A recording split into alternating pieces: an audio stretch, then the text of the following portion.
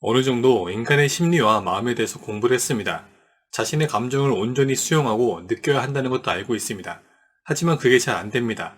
앞으로 어떻게 해야 할까요? 라고 하시는 분들에게 도움이 될 만한 영상입니다. 안녕하십니까. 작가 이태화입니다. 제 과거 경험에 대해서 말씀을 드릴게요. 지난 경험들을 돌이켜 봤을 때 대화를 하면서 제가 온전히 수용받는다는 느낌을 받았던 경험이 별로 없습니다. 분명 그런 경험이 있긴 있었겠죠. 설마 살면서 한 번도 없진 않았을 겁니다. 그런데 딱히 떠오르는 장면이 없어요. 기억해 보려고 하지만 쉽지 않습니다. 반면 수용받지 못한다는 느낌을 받았던 적은 많습니다. 특히 용기를 내서 내 속마음이나 고민을 털어놨을 때 말이죠. 그럴 때 상대의 반응은 주로 이랬습니다. 에이, 그게 뭐 고민이라고. 너만 그런 거 아니야. 내가 보니 별거 아닌데? 너보다 심한 사람도 있어. 에이, 그렇게 약해서 어떻게 살아갈래? 그건 네가 잘못 판단한 것 같은데? 야, 누구누구를 봐. 더 극한 상황에서도 이렇게 극복해냈어. 제 감정을 부정하고 자신의 잣대로 판단하고 제 이야기를 듣기보다는 자신이 하고 싶은 말만 하며 이성적이고 비판적인 충고를 내렸습니다. 그런데 그 사람들이 결코 무정하다거나 나쁜 사람들은 아니었습니다. 오히려 세상의 수많은 사람들 속에서 저와 가장 가깝고 유대감이 깊은 사람들이었죠. 그럼에도 온전한 대화를 나눌 수 없었고 매번 어딘가 모르게 찜찜함과 아쉬움이 남았습니다. 그럴수록 저는 점점 더 입을 다물었습니다. 어차피 해봤지 안 된다는 무력감과 괜히 이야기를 또 꺼냈다가 상처받고 싶지 않다는 그런 불안감 때문이었죠. 그 사람들이 전부 지혜롭지 못한 사람들도 아니었습니다.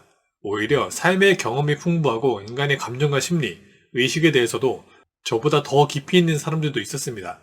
그런데도 대화를 나누다 보면 어딘가 모르게 방향이 틀어진다는 느낌, 전곡을 찌르지 못하고 주변을 맴돌고 있다는 느낌을 받곤 했습니다. 솔루션과 조언을 들어도 이건 다 아는 건데 이게 아닌데 라며 답답함이 몰려오기도 했고요. 처음에는 그들의 대화 방식에 문제가 있었다고 생각했습니다. 공감, 무조건적인 수용, 상담 심리학에서도 많이 나오는 개념이죠. 그들이 제 이야기에 충분히 공감해주고 들어주기보다는 자신의 이야기를 하는데 취해 있었으니까요. 나중엔 제가 그토록 겪었던 답답함이 자기 방어 기제에서 나오는 저항감이라고 생각했습니다.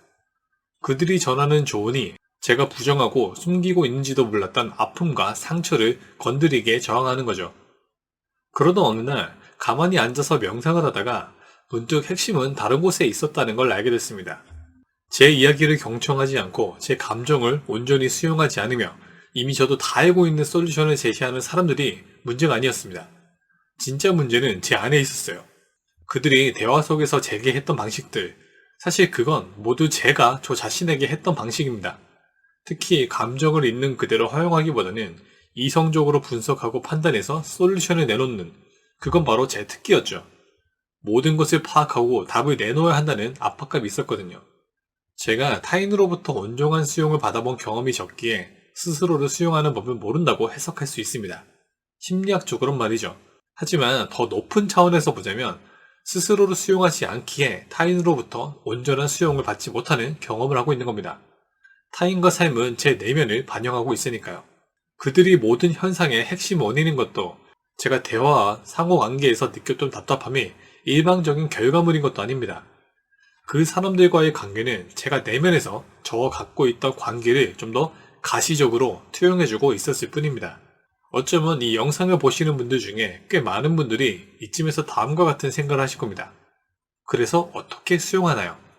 이미 감정을 온전히 수용하는 것, 이것의 중요성을 알고 계신 분들이 많을 겁니다. 그건 저 역시 마찬가지였고요. 그런데 제 경우 수용에 대해서 아는 게 많아질수록 오히려 온전한 수용에서 멀어졌다는 걸 관찰할 수 있었어요.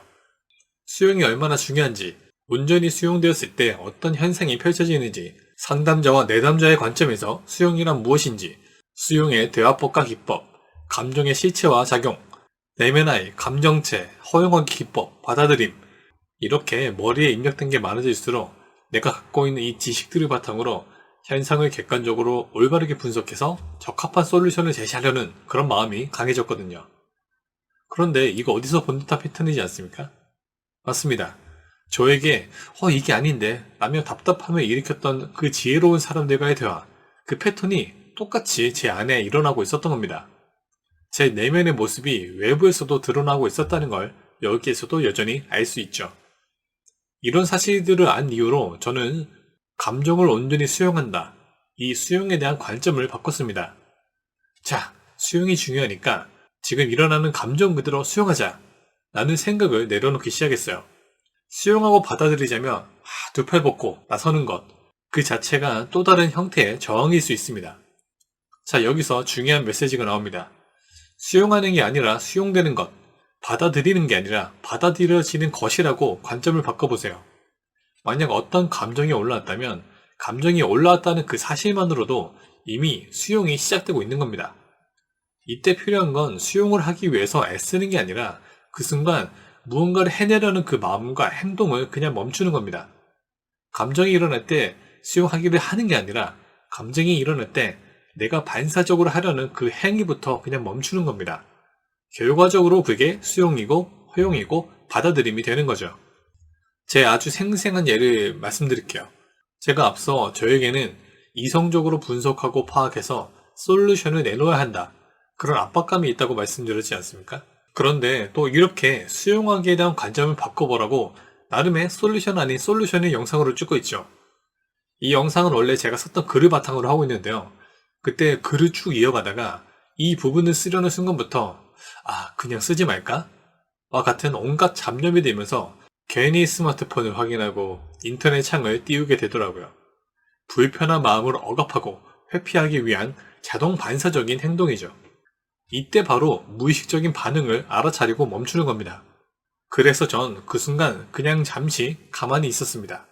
글을 쓰기 위해서 띄워놨던 인터넷 창에서 도망가지 말고 앞서 써놨던 글과 깜빡이 있는 커서를 그냥 가만히 바라보면서 말이죠. 그렇게 조금의 시간이 지나니까 어딘가 모르게 긴장되고 복잡했던 느낌들이 가라앉으면서 그냥 쓰지 뭐 라는 생각이 들더라고요. 그 덕분에 온전히 감정을 수용하는 법에 대해서 글을 썼고 그 글을 바탕으로 이렇게 영상도 찍어 올릴 수 있게 된 겁니다.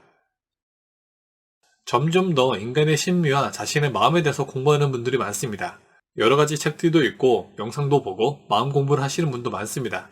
하지만 그렇게 했는데도 자신의 감정을 온전히 수용하는 법을 모르겠다면 그럴 땐 더 특별한 기법이나 테크닉을 찾기 전에 한 번쯤은 그냥 안 하는 법을 익혀보시기 바랍니다. 무언가를 하려는 마음을 내려놓고 그냥 자동 반사적인 반응만 중단하겠다고 접근을 해보는 거예요. 각자의 자동 반사적인 반응은 다 다를 겁니다. 누군가는 스마트폰이, 누군가는 인터넷, 누군가는 유튜브 영상, 누군가는 담배, 쇼핑, 여러 가지가 있겠죠. 하지만 그 순간 내 내면에서 어떤 일이 벌어지는지 잘 알아차리시고 그냥 중단하는, 가만히 있어보는 연습만 해보세요. 그럴 때 오히려 또 다른 길이 열릴 수 있습니다. 감사합니다.